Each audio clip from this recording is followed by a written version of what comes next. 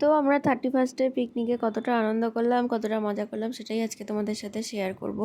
হ্যাঁ জানি 31 অনেক দিন আগেই চলে গেছে, কিন্তু ভিডিওটা আমার ফোনে করা ছিল, সেটা ছাড়া হয়নি আর তোমাদেরকে দেখানোও হয়নি আমরা কি কি করলাম, কি কি আনন্দ করলাম।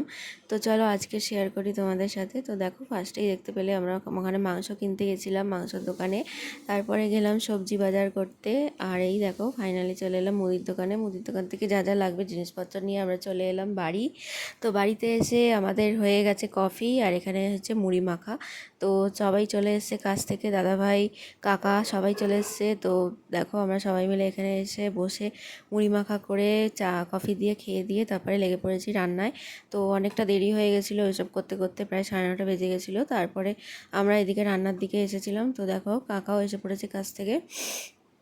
তো দেখতেই পেয়েছ মাংসর মশলা মোটামুটি কমপ্লিট। তো হঠাৎ করে দাদাভাই এসে বললো আজকে আয় পোড়া মাংস করব। কয়েকটা মাংস তুলে নিয়ে দেখো আবার ম্যারিনেট করে ওটাকে মাংস পোড়াতে দিয়েছিল। তো মাংস কষানো হয়ে গিয়ে মাংস সেদ্ধ হয়ে গেছে। তো ওটা উনুনে দেওয়া ছিল, মনে ছিল না।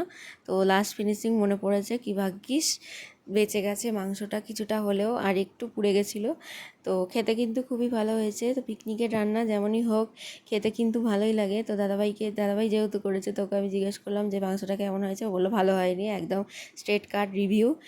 তো মাংসটা অতটাও খারাপ হয়নি, আবার খুব ভালোও হয়নি। তো পিকনিকের রান্না যেমনই হোক সবাই মিলে একসাথে বসে খেতে ভালোই লাগে। আর এই দেখো স্যালাড কাটতে কাটতে এখানে মাংস শেষ হয়ে গেছে। তো লাস্ট ফিনিশিং একটুখানি স্যালাড দিয়ে খেয়ে নিলাম। মাংসটা খুবই ভালো লাগছিলো গরম গরম। আর এই দেখো লাস্ট ফিনিশিং চলে এসেছে আমাদের পুচকে দুটো। তো ওরা যেহেতু ভাগে পায়নি তাই ওরাও একটু খেয়ে নিল। আর এই দেখো আমাদের এখানে মাংস মোটামুটি হয়ে গেছে, তো জল ঢেলে দিয়েছি। আর আজকে মাংসটা কিন্তু পুরোপুরি ভাই রান্না করেছে। তো কেমন হয়েছে তোমরা অবশ্যই জানিও। আর এই দেখো 10:30 বেজে গেছে, মা এসে গেছে। আর আমাদের মেনুতে ছিল রুমালি রুটি, কষা মাংস, মিষ্টি। তো মাংসটা আমরা বাড়িতেই করেছি। আর দেখো রুমালি রুটিটা অর্ডার দেওয়া ছিল, আমার কাকা ভাই মিলে 3জনে গেছিলো আনতে। তো ওরা নিয়ে চলে এসছে। আর এই দেখো ওদের জন্য এখন কফি গরম করা হলো, কফি খাবে। আর 31 কিন্তু ঠান্ডাটাও একদম জাঁকিয়ে পড়েছিল।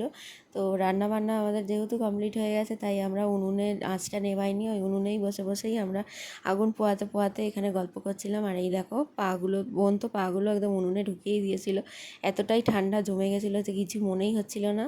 তো 11টা বেজে গেছে, আমরা ভেবেছিলাম 31 পরে 1 জানুয়ারি আমরা খাবো।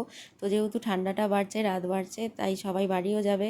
তাই দেখো 12:30 নাগাদই আমাদের খাবার বাড়া হয়ে গেছে। আর এই দেখো আমরা খেতেও বসে পড়েছি। তো মেনুতে দেখো ছিল রুমালি রুটি, মিষ্টি আর কষা মাংস। তো নিয়ে বসে পড়েছি আমরা। আর এই দেখো সবাই মিলে একসাথে আমরা গোল করে বসেছি খেতে। আর খেতে বসেই দেখো আমরা যেহেতু 31 পড়ে গেছে, 12টা বেজে গেছে, তাই আমরা একটু মাংস নিয়ে নাচানাচি করে খাচ্ছিলাম।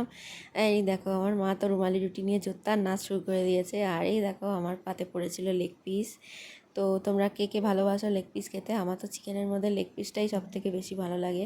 আর এই দেখো খেতে বসেছি। আর এই দেখো এদিকে বাজি ফাটছে, বুঝতে পারছো তোমরা কতটা জানি না, কিন্তু বাইরে প্রচণ্ড বাজি ফাটছিল। যেহেতু 12টা বেজে গেছে, 1 জানুয়ারি পড়ে গেছে। তো খাওয়া দাওয়া আমাদের হয়ে গেছে, এবার দেখো সব বাড়ি যাওয়ার পালা। বোন পিসি ওরা আগেই বাড়ি চলে গেছে, যেহেতু অনেকটা ঠান্ডা পড়েছিল, বাচ্চাটাকে নিয়ে বাড়ি যাবে তাই চলে গেছে। আর এই দেখো এবার যাবে হচ্ছে ছোটো পিসিরা বাড়ি। তো খাওয়া দাওয়া হয়ে গেছে। আর এই দেখো আকাশে দেখো বাজি ফাটছে কেমন। তো আমি একটু দাঁড়িয়ে দাঁড়িয়ে বাজি ফাটা দেখছিলাম। আর এখানে পিসমশাই গাড়িটা নিয়ে এগোলো, পিসিরা বাড়ি যাবে। এই দেখো ভাই বেরিয়ে পড়েছে ওরা।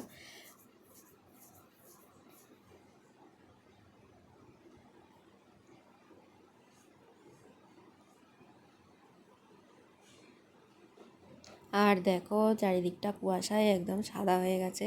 তো পিসিকে টাটা বাই বাই বলে দিলাম। তো বলে দিয়ে এবার আমি ঘরের দিকে যাচ্ছি। আর এই দেখো এসে দেখি মা এখনও খাচ্ছে, খাওয়া হয়নি মায়ের এখনও।